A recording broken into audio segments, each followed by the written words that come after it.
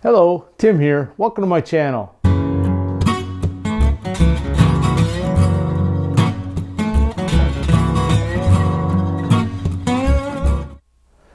Today we're sitting in my living room. I'm sitting beside a new piece of furniture that I just finished this week.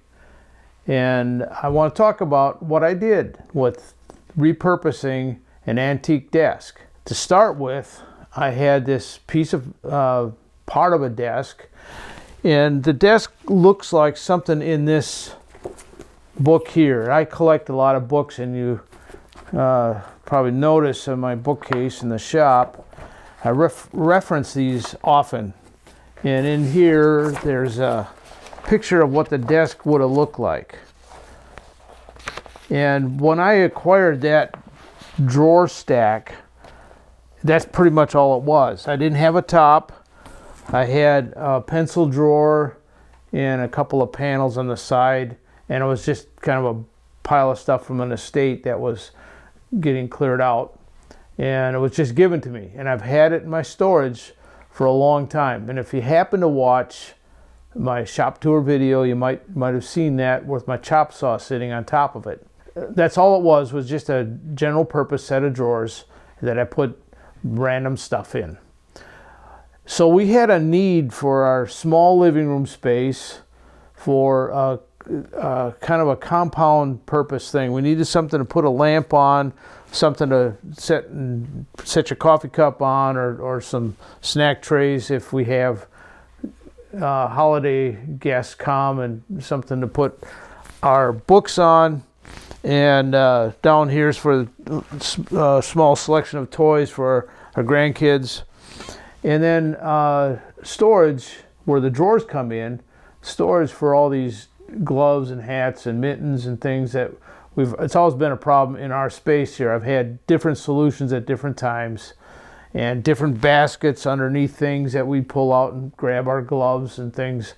But now it's all contained in this cabinet here. My purpose for this piece here was to make something, a functional piece of furniture that looks like it was all made originally this way. Well, the original part of this is quarter sawn red oak, and this part of it, the top and this half of it, is all new, but it's white oak. So starting out, I took the column of drawers, the stack of drawers, and pulled off the back, and this is a part of the original back. So that's the original finish, and it's a dark reddish brown. I was able to get that color pretty close. I want to keep it kind of original color, but I just, in a sense, extended this back part here to create this book storage space. And I want to show you a little trick of the trade here that I learned in a production shop one time.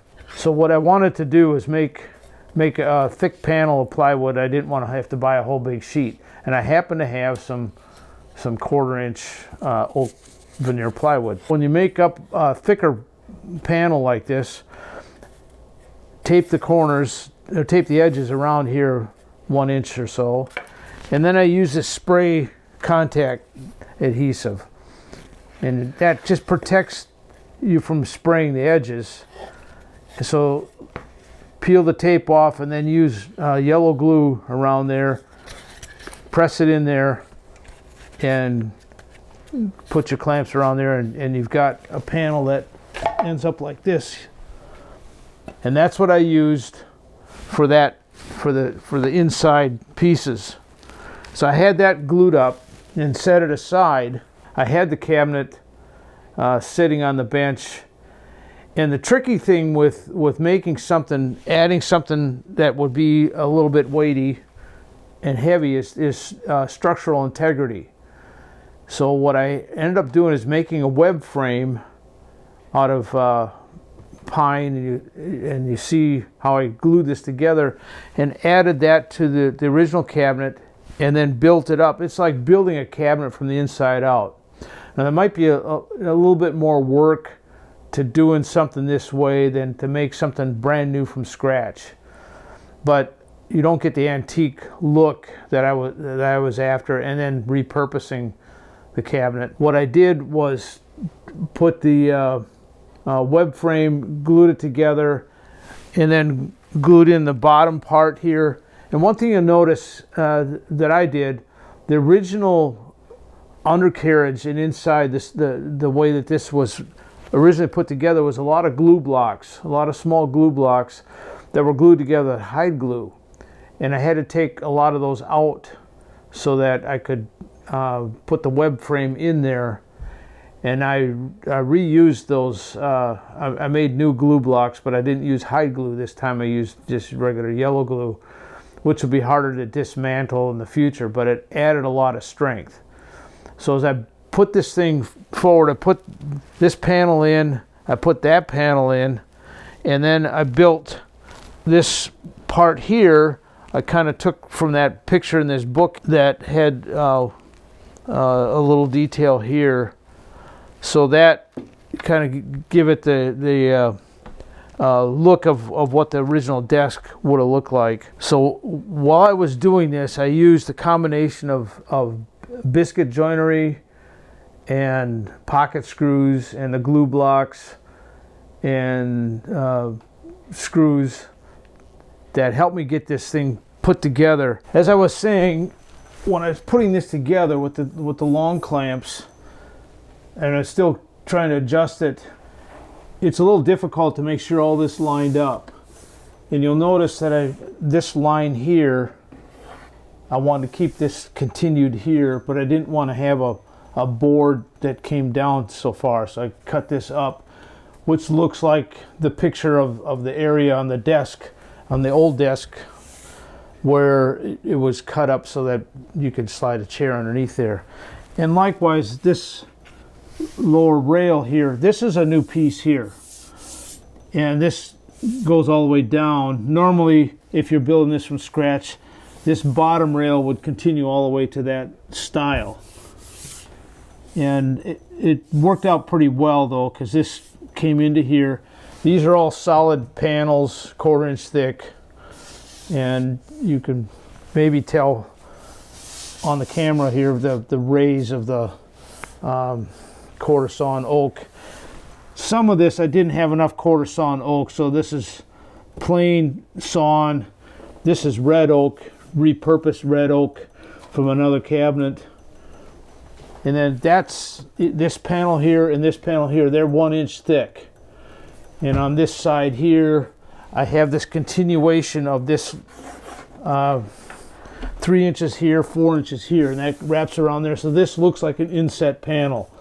This is all antique. The top is plain sawn white oak.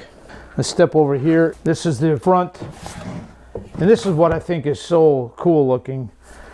The original drawers in these pieces of furniture, you look at any antique furniture piece, they're all unfinished. This is basswood, and the original drawer bottoms I took out, so they're kind of cracked, and the drawer bottoms in here now are 1/4 inch birch plywood. And I finished these drawers. I put a finish on them just to clean them up. They're kind of grungy, dirty. So that's the only thing that's new. And then when I stained this too, I masked it off so I wouldn't get the stain color on the side there. But that's what this serves here in our narrow hallway. Now we have a place we can put our gloves and things like that. We got a place to set something down immediately if you gotta set your keys on there or something like that if you're just coming in. So when you're doing a piece like this, I don't strip it first. I just do all the construction and repairs and things that I'm going to do, and then strip it. And sometimes the coloration bleeds into the new part, and you can kind of mush it over to kind of get some aging to it.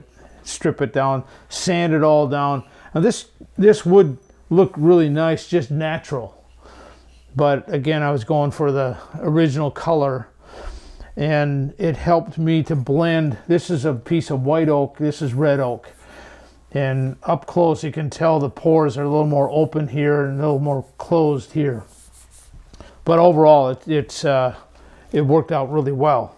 So then when I did the two-step dye, I used a reddish brown dye, and then I followed it up with a dark mission oak, it's called, Transfast, and then top coated with a oil base pigmented stain that filled the pores better, and then top coated several coats of antique oil finish, and I had to let it dry. It takes 24 hours between coats, but I think it's worth the process.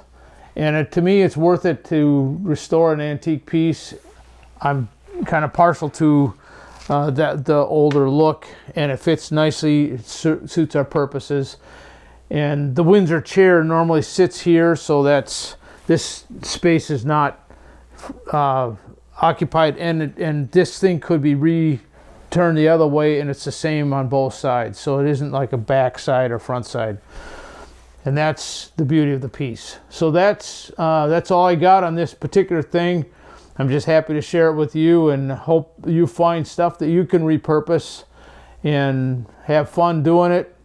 I think it's more rewarding. I mean, it can be rewarding building something too, certainly, and I've done enough of that.